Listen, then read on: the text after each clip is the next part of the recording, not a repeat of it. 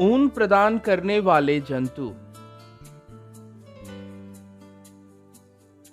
Students, आप जानते हैं कि ऊन और रेशम के तंतु हमें जंतुओं से मिलते हैं।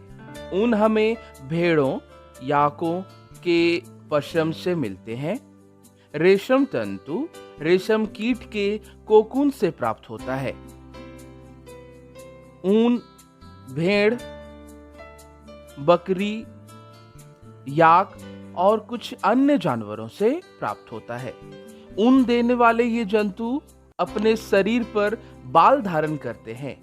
इन जानवरों के बाल मोटे तथा घने होते हैं। ये घने बाल हवा को पकड़ कर रखते हैं। हालांकि वायु ऊष्मा की कुचालक होती है, तो ये बाल इन जानवरों को गर्म रखते हैं। ऊन इन्हीं जंतुओं से प्राप्त होते हैं। भेड़ के बाल दो प्रकार के होते हैं। पहला दाढ़ी रूपी रूखे बाल और दूसरा तंतु रूपी मुलायम बाल। कोमल बाल ऊन बनाने के लिए तंतु प्रदान करते हैं। भेड़ों की कुछ नस्लों में कोमल बाल ठीक बालों के नीचे होते हैं। उनके माता पिता विशेष रूप से भेड़ों को जन्म देने के लिए चुने जाते हैं, जिनके कोमल बाल होते हैं। अपनी संतानों में विशेष लक्षण प्राप्त करने के लिए माता पिता के चयन की यह प्रक्रिया, जिसमें कोमल बालों का प्राप्त करना होता है, वर्णात्मक प्रजनन कहलाता है। भेड़ों की विभिन्न प्रकार की नस्लें हमारे भारत में पाई जाती है। फिर भी भेड़ का पशम ही ऊन का एकमात्र स्रोत नहीं है। याक का ऊन तिब्बत और लद्दाख में आम है। अंगोरा ऊन जम्मू और कश्मीर जैसे पहाड़ी क्षेत्रों में पाए जाने वाले अंगोरा बकरियों से प्राप्त होता है। बकरियों के बाल से भी ऊन प्राप्त किया जाता है। कश्मीरी बकरी के नीचे का फर नरम होता है। यह कोमल शॉल के रूप में बुना जाता है, जिसे पश्मीना शॉल कहा जाता है। ऊंटों के शरीरों के फरों का उपयोग भी ऊन के रूप में किया जाता है। दक्षिण अमेरिका में पाए जाने वाले लामा और अल्पाका से भी ऊन प्राप्त होता है। ऊन प्राप्त करने के लिए भेड़ों को पाला जाता है। उनके बालों को काटकर ऊन में संशोधित किया जाता है। भेड़ शाकाहारी होते हैं और घास तथा पत्तियां खाना पसंद करते हैं। घास चराने के अलावा भेड़ों को दालों का मिश्रण, अनाज, ज्वार, बीजों के छिलके और खनिज लवण दिए जाते हैं। जाड़े के समय में भेड़ों को घर के अंदर रखा जाता है और वहीं पत्तियां, अनाज, सूखा चारा खिलाया जाता है। ऊन के लिए भेड़ों को भारत के विभिन्न हिस्सों में पाला जाता है। भेड़ों की कुछ नस्लों के शरीर पर बालों की मोटी परत होती है, जो अच्छी गुणवत्ता वाले ऊनों का उत्पादन में बड़ी मात्रा में करती है। इन भेड़ों का जन्म चुनिंदा नस्ल से होता है, जहां माता पिता अच्छी नस्ल के भेड़ होते हैं। पाले जाने वाले भेड़ों के बाल घने हो जाने पर ऊन प्राप्त करने के लिए बालों को काट दिया जाता है।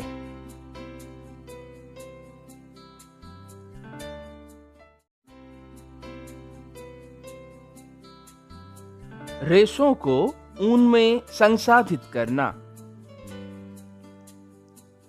पहला चरण, भेड़ों के बालों को त्वचा की पतली परत के साथ शरीर से उतार लिया जाता है। यह प्रक्रिया ऊन की कटाई कहलाती है। भेड़ों के बाल उतारने के लिए उसी प्रकार की मशीन का इस्तेमाल होता है जैसा नाई की दुकान में। बालों को गर्मी के समय काटा जाता है ताकि भेड़ बालों के सुरक्षात्मक आवरण के न रहने पर भी जीवित रह सके।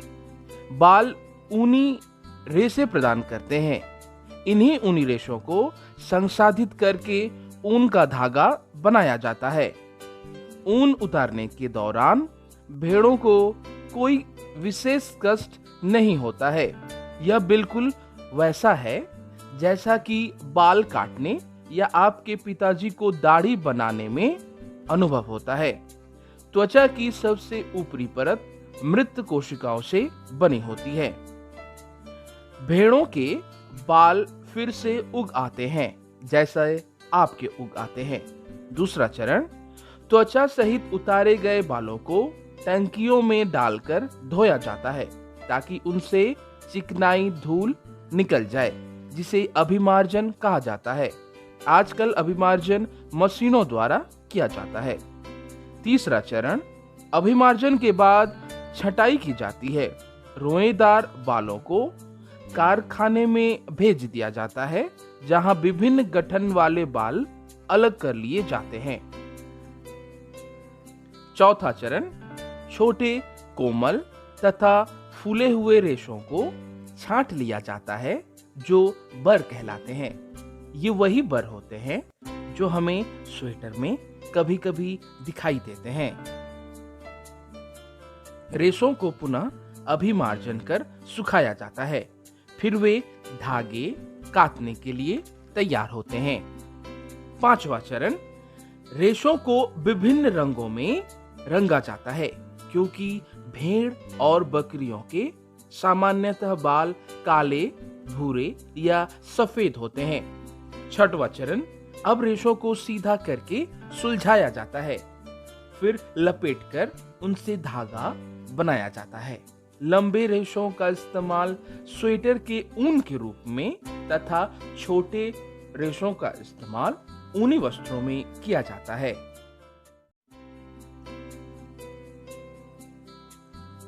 रेशम,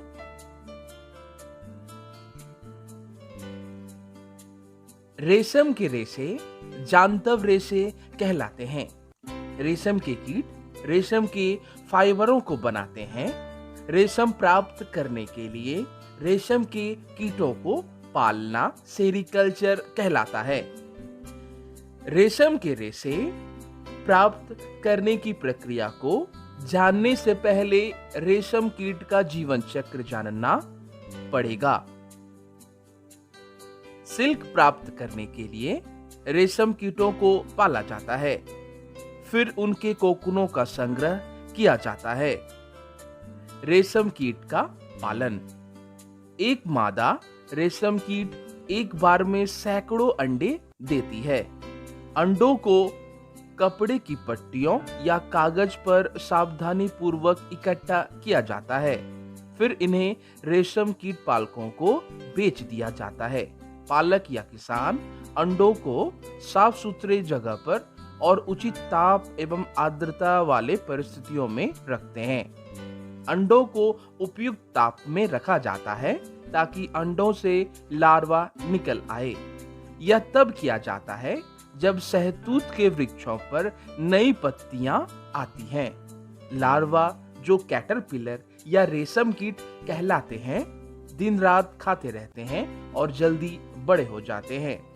लार्वा को शहतूत की ताजी कटी पत्तियों के साथ बांस के ट्रे में रखा जाता है।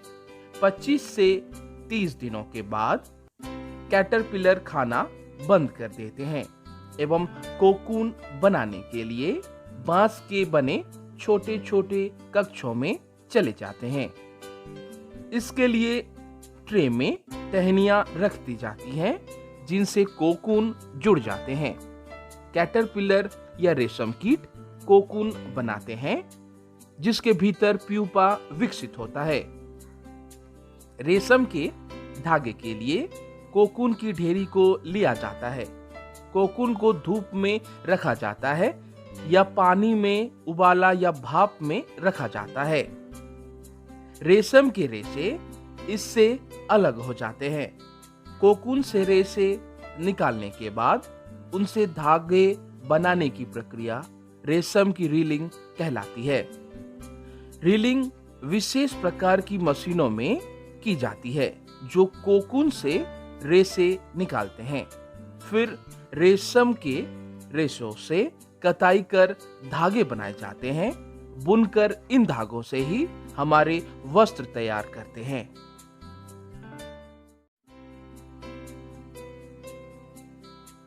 रेशम कीट का जीवन चक्र।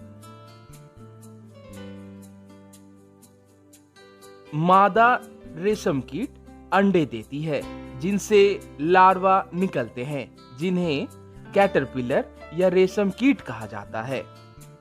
कैटरपिलर आकार में वृद्धि कर अपने जीवन चक्र की अगली अवस्था में प्रवेश करते हैं। तब उन्हें प्यूपा कहा जाता है। सबसे पहले यह खुद को पकड़े रखने के लिए एक जाल बुनता है। फिर संख्या 8 के रूप में अपने सिर को एक सिरे से दूसरे सिरे तक ले जाता है।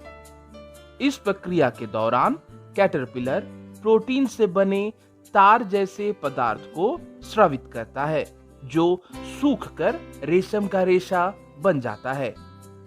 शीघ्र ही कैटरपिलर स्वयं को ढक लेता है और प्यूपा बन जाता है। यह आवरण कोकून कहलाता है। इसके आगे का विकास कोकून के भीतर होता है। रेशम के रेशे का उपयोग रेशमी वस्त्र बुनने के लिए किया जाता है। यह कोमल रेशम स्टील के तार जितना मजबूत होता है। रेशम का धागा रेशम कीट के कोकून के रेशे से तैयार किया जाता है। रेशम कीट अनेक किस्म के होते हैं, जो एक दूसरे से अलग दिखाई देते हैं। रुक्षता, चिकनाहट, चमक में रेशम के धागे भी भिन्न भिन्न तरह के होते हैं, जैसे तसर सिल्क, मूंगा सिल्क, कोसा सिल्क इत्यादि। सबसे सामान्य रेशम कीट शहतूत रेशम कीट है। इस कीट के कोकून से प्राप्त होने वाला रेशम फाइबर मृदु, चमकदार और लचीला होता है तथा इसे सुंदर रंगों द्वारा रंगा भी जाता है। रेशम कीट पालन भारत में बहुत प्राचीन व्यवसाय है। भारत व्यावसायिक स्तर पर काफी रेशम को उत्पादन करता है।